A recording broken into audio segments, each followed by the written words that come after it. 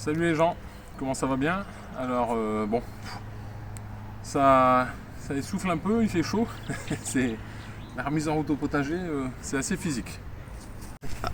Voilà, labour ou not labour? That is the question, hein? Telle est la question pour les potagistes en ce début de printemps. C'est une grande question, il y a deux écoles là-dessus, les adeptes du labour et les adeptes du non-labour.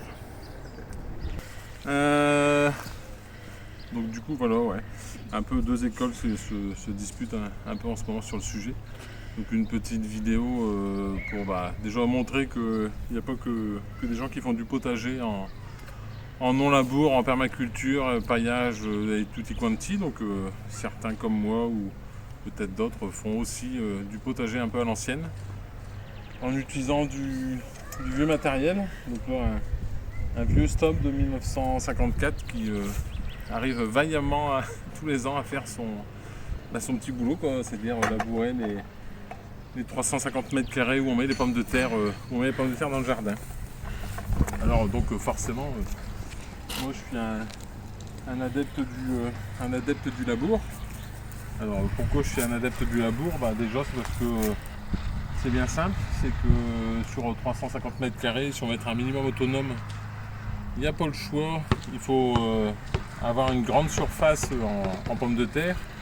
Et qui dit avoir du rendement en pommes de terre, dit une terre bien travaillée. Donc malheureusement, il n'y a que le labour qui permet de faire ça. Déjà les premiers moustiques. Et puis donc là par exemple, il y a eu des pommes de terre l'année dernière à cet endroit-là. Donc malgré le coup de canadien, c'était quand même pas mal enherbé. Et puis donc le fait que ce soit enherbé, au printemps, aller faire le jardin dans un terrain, dans un tel état, c'est très compliqué. Donc le labour a cet avantage-là, c'est qu'il va enfouir les mauvaises herbes dans le fond, en dessous. Alors qui dit dans le fond, si on écoute les permaculteurs, c'est 1 mètre de profondeur sous le niveau du sol. La réalité c'est pas ça. Quand on laboure comme moi je le fais, on laboure 15-20 cm grand maximum, donc c'est-à-dire les 20 cm de terre fertile qui servent à faire pousser 95% des légumes. Donc dans les intérêts aussi du labour, donc ça nettoie le terrain. 2, quand on fait ça en période hivernale, donc là moi c'est pas mon cas, je fais ça au printemps par rapport à ma terre qui est un peu plus légère.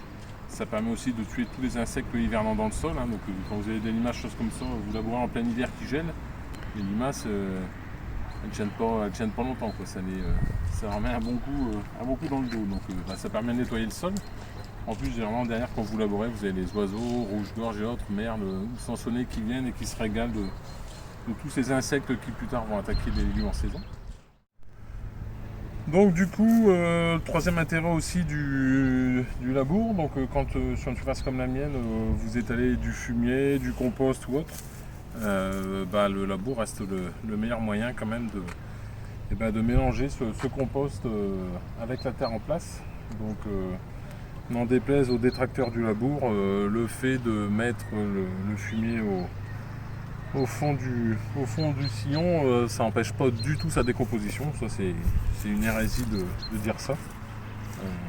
Et je m'appuie là-dessus sur mes études de technologie végétale que j'ai faites. Je peux vous dire qu'à 15 cm du sol, de toute façon, il y a de l'oxygène, des vers de terre, il y a tout ce qu'il faut. Donc les matières organiques seront décomposées sans aucun problème.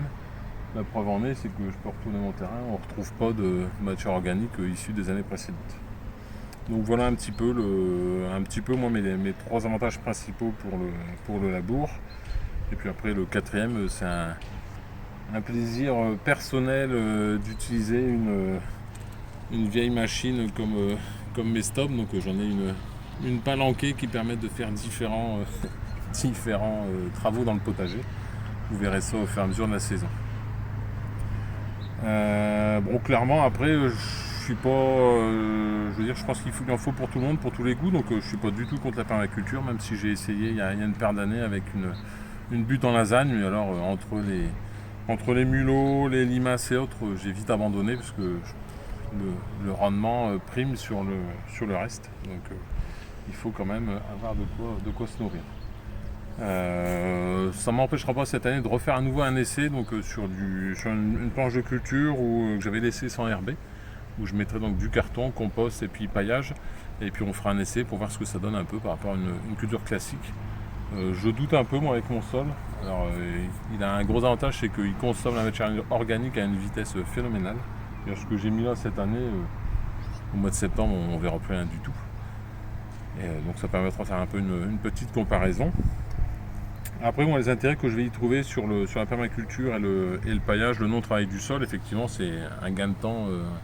Un gain de temps, oui et non, parce qu'après, quand on a compté le temps à passer pour ramener les matériaux, donc le compost, le paillage, il faut l'étaler. Au moment de planter, c'est pareil, pour bien, il faut aussi étaler un peu le paillage et le compost pour dire de ne pas faire ses plantations. Un petit inconvénient aussi sur la permaculture avec paillage, en ces printemps comme là où il fait un peu frais, le paillage empêche le réchauffement du sol et ça complique des fois la germination pour certaines variétés de légumes. Donc là on a un sol travaillé comme ça. On voit déjà, là j'avais fait une partie ce matin, là je vais en faire un petit bout là, en fin de journée. La partie droite a déjà bien séché. Et puis la terre, une terre comme ça, bien sèche, dans 2 jours elle est chaude, prête à accueillir les oignons et les échalotes, quoi. Donc c'est pas. Ça reste aussi pour moi un avantage du labour sur le reste des méthodes.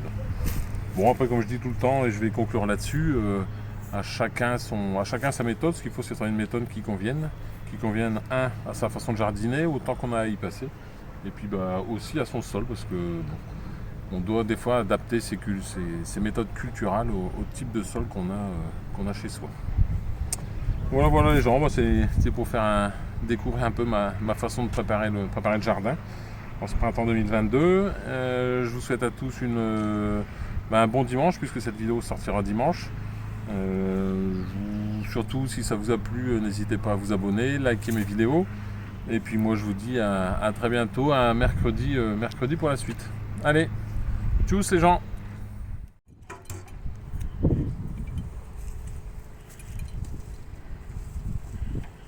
Ici on est bien au point mort.